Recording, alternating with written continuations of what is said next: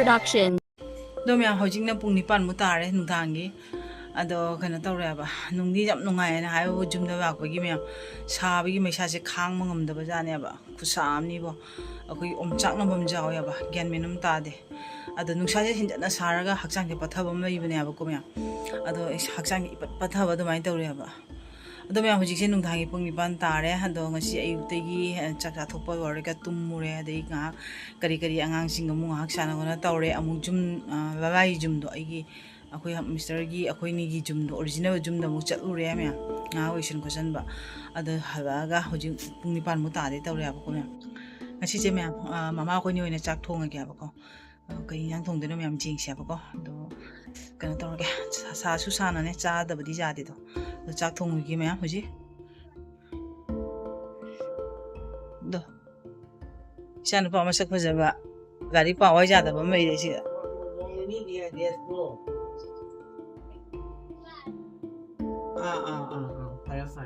khajing pur man jan ne me man simdo dra simdo sima khana tham ye nga jogro ma sina na inja santi ne bubi ko nga ne ba ko sine ibisa mama na tan ba pan du ne asiga thong do ni huji adu idran si cha ne ram dai ne mai thong bi doi ba kadang mai thong bi ro sin do me muji chak thong ba ho ro ga ba ko ingsi thong ba thak bai ju dum mate mate dum hap kya ba ingsi do me huji chak thong ba ho ro ga do mama ko ni huji thong do se sa su jam sai ado how bu su chaning mani na thong di ta ba ne ba ingsi no mo pajana mama je dress da ro ga video ka bi pajaba memory hoina to hai da ko me anda hang ne ne hai da me ki no mo pajaba dress ya ga no nam na ba to jak thong asi no mai pan ji ni bosta de phang ba pan do asi hoina hong ne si ma khan ge chobani chobai ko mana si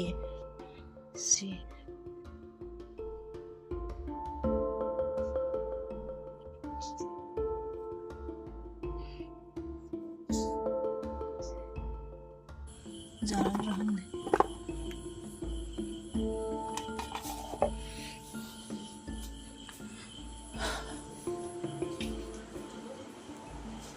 si hintu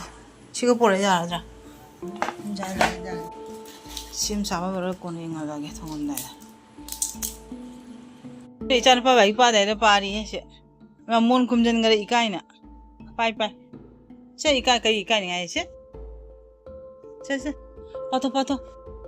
ma ikai ne ma mai kum jan ngare ne pato mi class 9 karak bukai de chaw ro bani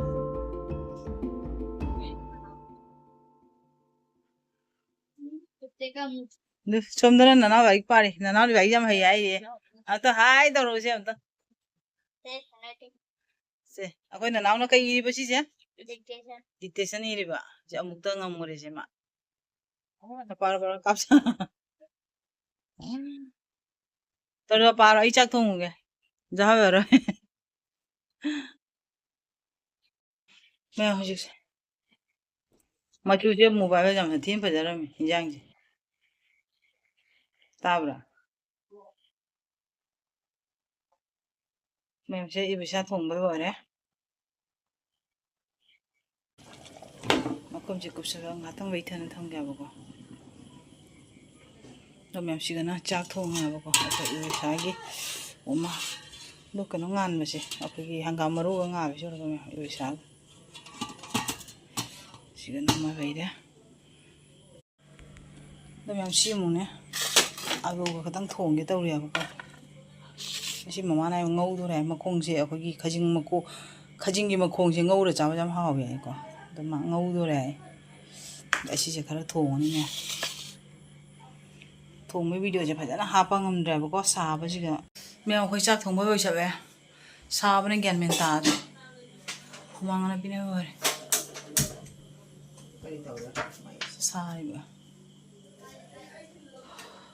hinjang de ngom ma da rai ꯈꯇꯪ ꯋꯥꯕꯦ ꯃꯈꯨꯝꯒꯨꯝꯖꯅ ꯉꯥꯛꯇꯪ ꯊꯝꯃꯦ ꯊꯨꯝ ꯊꯥꯛꯈ꯭ꯔꯕꯣ ꯑꯥ ꯑꯗꯨꯗꯤ ꯑꯣꯃ ꯑꯣꯝꯃꯒ ꯆꯥꯔꯅꯦꯕ ꯑꯗꯨꯒꯤꯅꯤ ꯃꯌꯥꯝꯁꯤꯅ ꯈꯖꯤꯡ ꯉꯧꯕ ꯉꯥꯆꯧ ꯏꯟꯖꯥꯡ ꯍꯥꯞꯄꯤꯔ ꯉꯥꯆꯧ ꯏꯟꯖꯥꯡ ꯍꯥꯞꯄꯤ ꯁꯤꯗ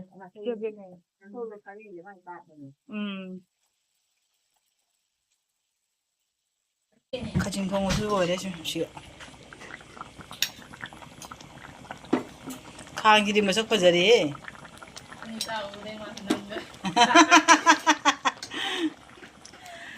ꯖꯦꯟꯕ ꯑꯣꯏꯔꯦ ꯅꯪꯒꯤ ꯈꯥꯡꯒꯤ ꯃꯁꯛ ꯌꯥꯝ ꯐꯖꯔꯦ ꯍꯥꯏꯕ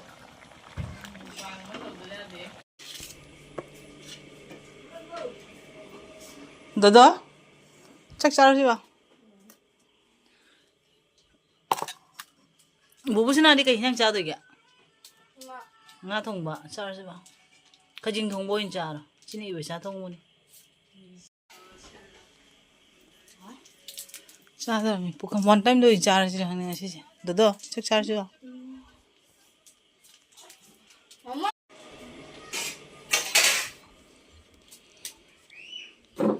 ꯆꯥꯛꯁꯤꯁꯨ ꯁꯤꯗ ꯊꯝꯃꯒꯦ ꯈꯥꯏꯗꯣꯛꯑ ꯆꯥꯔꯅꯕ ꯑꯩꯗꯤ ꯋꯥꯟ ꯇꯥꯏꯝꯗ ꯑꯣꯏꯅ ꯆꯥꯔꯁꯤꯔꯣ ꯋꯥꯟ ꯇꯥꯏꯝ ꯂꯩꯕ꯭ꯔꯥ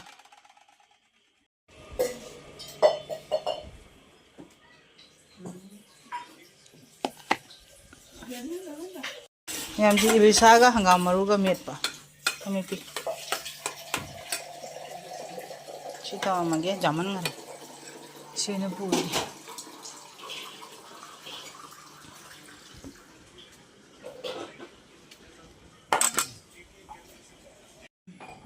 ꯁꯤꯅ ꯏꯕꯩꯁꯥ ꯊꯣꯡꯕ ꯁꯤꯅ ꯈꯖꯤꯡ ꯊꯣꯡꯕ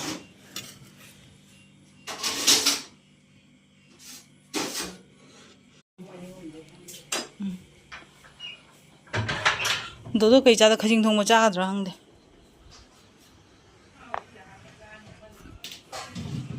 ꯃꯌꯥꯝ ꯑꯩꯈꯣꯏ ꯃꯊꯦꯜꯁꯤꯒ ꯂꯩꯔꯦ ꯏꯕꯩꯁꯥ ꯊꯣꯡꯕ ꯑꯗꯨꯒꯤ ꯁꯤꯅ ꯈꯖꯤꯡ ꯊꯣꯡꯕ ꯁꯤꯅ ꯉꯥꯆꯧ ꯊꯣꯡꯕ ꯁꯤꯒ ꯑꯃꯦꯠꯄꯤ ꯂꯩꯔꯦ ꯍꯪꯒꯥꯝ ꯃꯔꯨꯒ ꯏꯕꯩꯁꯥꯒ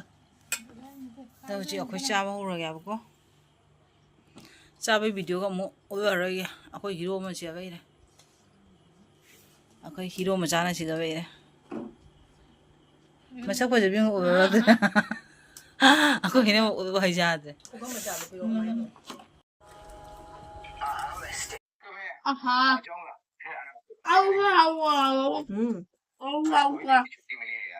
ꯃꯊꯦꯜ ꯑꯃꯨꯛ ꯆꯥꯊꯔꯒꯦ ꯍꯧꯖꯤꯛ ꯃꯌꯥꯝ ꯑꯩꯈꯣꯏ ꯏꯆꯥꯅꯨꯄꯥꯅ ꯑꯃꯗꯤ ꯌꯦꯡꯉꯨꯁꯦ ꯆꯥꯛ ꯆꯥꯔꯤ ꯈꯨꯠꯆꯥꯁꯦ ꯃꯆꯤꯟꯗ ꯄꯇꯤ ꯅꯞꯄꯒ ꯃꯆꯤꯟꯗ ꯄꯇꯤ ꯅꯞꯄꯒ ꯆꯥꯛ ꯆꯥꯏꯁꯦ ꯃꯥꯏ ꯆꯥꯛꯁꯦ ꯌꯦꯡꯉꯨꯁꯦ ꯆꯗꯨꯝꯅꯤ ꯆꯥꯛꯁꯦ ꯃꯥꯏ ꯆꯥꯛꯁꯦ ꯆꯗꯨꯝꯅꯤ ꯃꯥꯏ ꯆꯥꯛ ꯈꯟꯖꯪꯒꯗ ꯏꯀꯥꯏꯖꯩ ꯌꯥꯏ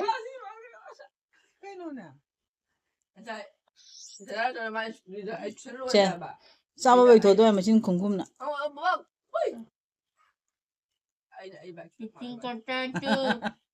ꯆꯤꯇꯤꯡ ꯇꯧꯗꯦ ꯑꯩ ꯃꯌꯥꯝꯅ ꯌꯦꯡꯉꯗꯣꯏ ꯅꯪ ꯆꯥꯛ ꯆꯥꯗꯕꯒꯤ ꯑꯝꯇꯒ ꯅꯝꯖꯟꯈꯔꯣ ꯑꯝꯇꯒ ꯅꯝꯖꯟꯈꯔꯣ ꯑꯝꯇꯒ ꯅꯝꯖꯟꯈꯔꯣ ꯅꯆꯤꯟ ꯍꯥꯡꯗꯣꯛꯏꯉꯩꯗ ꯑꯝꯇꯒ ꯅꯝꯖꯟꯈꯔꯣ ꯑꯗꯨꯅ ꯃꯌꯥꯝ ꯀꯪꯉꯤꯗꯨꯗ ꯌꯥꯝ ꯅꯝꯆꯣ ꯃꯤꯕꯨꯅ ꯄꯥꯈꯪ ꯐꯥꯅꯈꯔꯦ ꯆꯍꯤ 10ꯗ ꯃꯌꯥꯝ ꯑꯩꯈꯣꯏ ꯍꯧꯖꯤꯛ ꯆꯥꯛ ꯆꯥꯏꯒꯦꯕꯀꯣ ꯁꯤ ꯆꯥꯛꯁꯦ ꯆꯥꯛꯁꯤꯒ ꯂꯩꯔꯦ ꯆꯥꯛ ꯆꯥꯏꯒꯦ ꯑꯗꯩ ꯆꯥꯕꯒꯤ ꯚꯤꯗꯤꯑꯣ ꯑꯃꯨꯛ ꯎꯔꯔꯣꯏꯒꯦꯕꯀꯣ ꯉꯁꯤꯒꯤ ꯑꯣꯏꯅ ꯃꯇꯥꯡꯁꯤꯒ ꯊꯝꯃꯒꯦ ꯃꯌꯥꯝ ꯕꯥꯏ ꯕꯥꯏ